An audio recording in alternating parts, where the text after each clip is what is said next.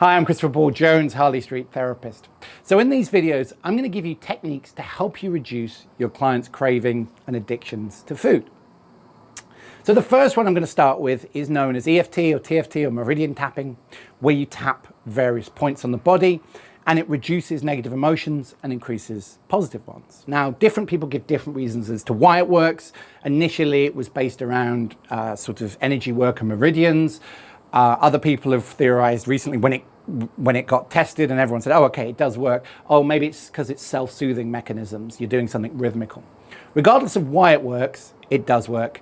And so the important thing is when you're working with a client to understand what you call their model of the world, their reality.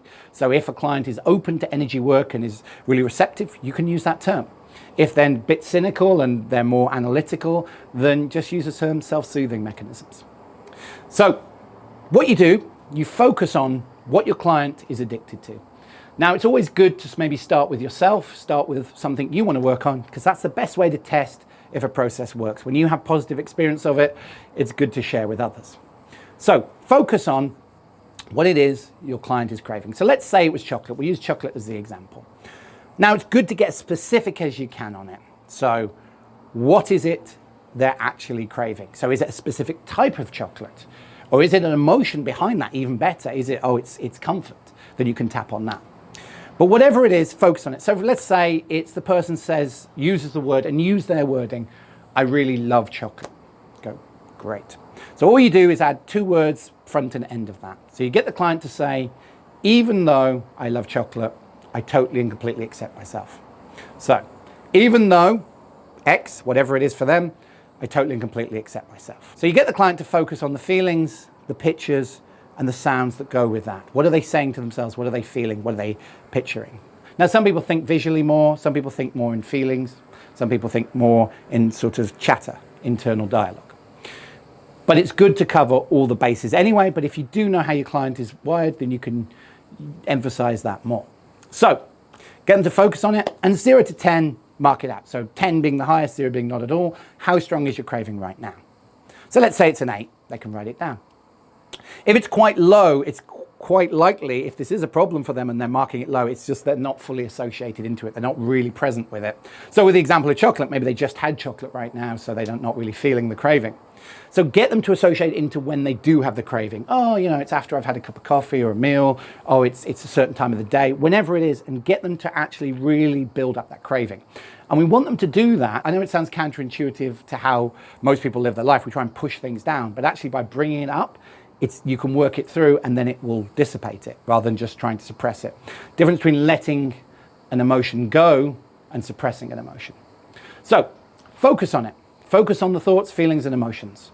Okay, even though, let's use the chocolate as the example, even though I crave chocolate, I totally and completely accept myself. Now, you imagine you're about to karate chop a piece of wood and you get the client just to tap here. Even though I crave chocolate, I totally and completely accept myself. And you say it 3 times. Even though I totally and completely accept myself. Even though X, I totally and completely accept myself. And then they focus on whatever words, feelings, and emotions are coming up. Just be with it. It's not always going to be logical. Sometimes an event that started this craving might come up. Sometimes an emotion the client hasn't even thought about will come up. But whatever it is, just be with it. So, I love chocolate. And you just tap on the eyebrows for about 5 seconds each position. Now you tap hard enough that you can feel it, not so hard that it hurts. So, oh, chocolate's amazing. I love chocolate. And then you come under the eyes here, tapping on the points, and then under the nose here. And whatever words are coming up, just be with them. And under the mouth, it's a point here. All these points will be can be sometimes slightly tender to the touch. As you focus, saying out loud, oh, chocolate's great, chocolate's amazing, I love chocolate. And then across the collarbone, I can't live without chocolate. Or you can cross your hands, chocolate's fantastic. And just breathe in. And then you come under the chest, here on the point here. And you just keep focusing on whatever thoughts, feelings, and emotions are coming up. Get the client to keep saying them out loud. And then come under the arms. And you can do it both sides. And then finally, you can come all over the head. So you run that through maybe twice and then check in with the client. Now, normally this will reduce fairly quickly. Sometimes it may go up. That's because maybe a suppressed thought or emotion about this particular issue has suddenly come to the surface. That's great as well. So if an event's come up, just get them to mark that out of 10 and then just keep going. Now, as long as there's not what you call strong secondary gain, it should reduce. And you want it, I mean, ideally to a 0, but if you get to a 1 or 2, that's great. Now, you can do this, obviously, get the client to do this on themselves, as I'm doing here. You can also do it to the client. Now, sometimes it's an advantage because they don't have to think about the positions and what they're saying and what they're feeling, but obviously some people don't like that level of contact. So it's good to check in with the client which method works better for them. So let me know how you get on. I'd love to hear.